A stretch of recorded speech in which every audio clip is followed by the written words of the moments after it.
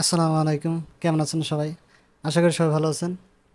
আজকের ভিডিওতে আমরা দেখব যে কিভাবে একটা অডিও আমাদের নয়েজগুলা রিডাকশন করতে হয় সেটা দেখব আজকের ভিডিওতে।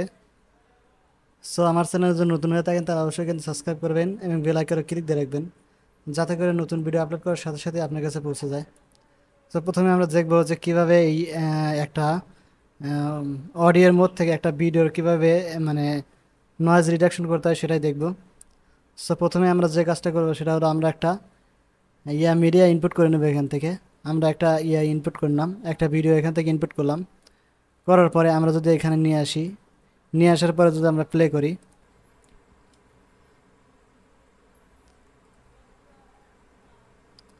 এখানে কিন্তু দেখা যাচ্ছে এক ধরনের সাউন্ড হচ্ছে, অন্যরকম একটা সাউন্ড হচ্ছে।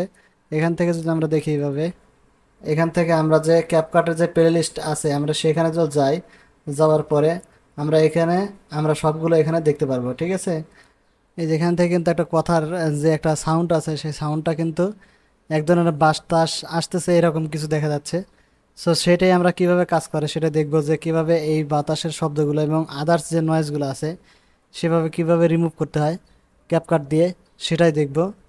সো প্রথমে আমরা যে কাজটা করব সেটা হলো যে আমাদের যখন এই আমাদের অডিওটা এখানে ইনপুট অডিও এবং ভিডিও ইনপুট করবো, এখান থেকে ইনপুট করার পরে যে কাজটা করব সেটা হলো এখান থেকে আমরা ভয়েস যে আছে, ঠিক আছে, আমরা যে ভয়েস আছে এখানে, এখান থেকে আমরা চলে যাবো এই যে মানে রাইট সাইডে। ঠিক আছে, রাইট সাইডের এখানে যাওয়ার পর দেখেন অডিও লেখা আছে এখানে, এই যে অডিও।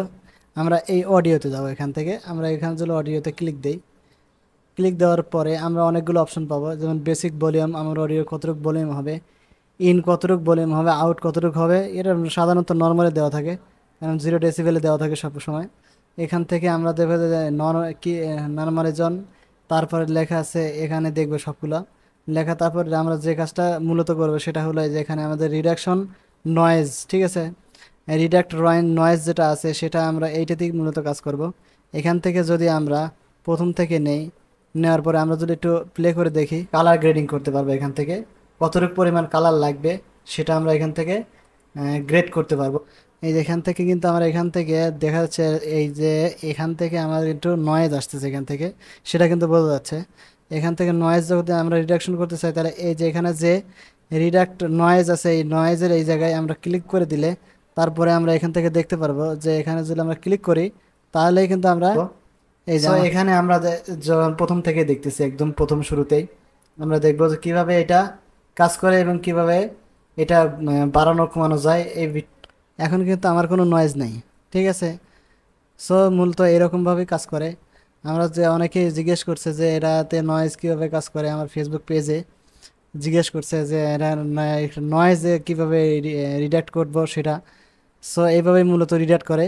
এখান থেকে আমরা প্রথমে আমি আবারও দেখাচ্ছি, এখান থেকে প্রথম থেকে দেখাচ্ছি। এখান থেকে আমরা যে কোনো একটা ভিডিও, এখান থেকে অডিও কিংবা ভিডিও আমরা এখানে ইনপুট করব। ইনপুট করার পরে আমরা চলে যাবো ডাইরেক্ট, যে অডিও আছে আমার রাইট সাইডে, যে আমার মনিটরের রাইট সাইডে যে একটা অডিও আছে, এখান থেকে অডিওর উপর যাব। যাওয়ার পরে আমরা যে বেসিক যেটা আছে এই বেসিকের উপরে আমরা এখান থেকে যে রিডাকশন নয়েজ এটাতে আমরা ক্লিক মার্ক দিয়ে দেবো। ক্লিক মার্ক দিলেই আমাদের কিন্তু এই যেখানে লেখা আসছে নয়েজ রিডাকশন, ঠিক আছে, এখানে আমার নয়েজ কিন্তু আউট হয়ে যাবে। এখান থেকে আমার যে আদার্স যে নয়েজ আছে সেটা এখান থেকে অটোমেটিক সফটওয়্যার থেকে আমার আউট করে দিবে।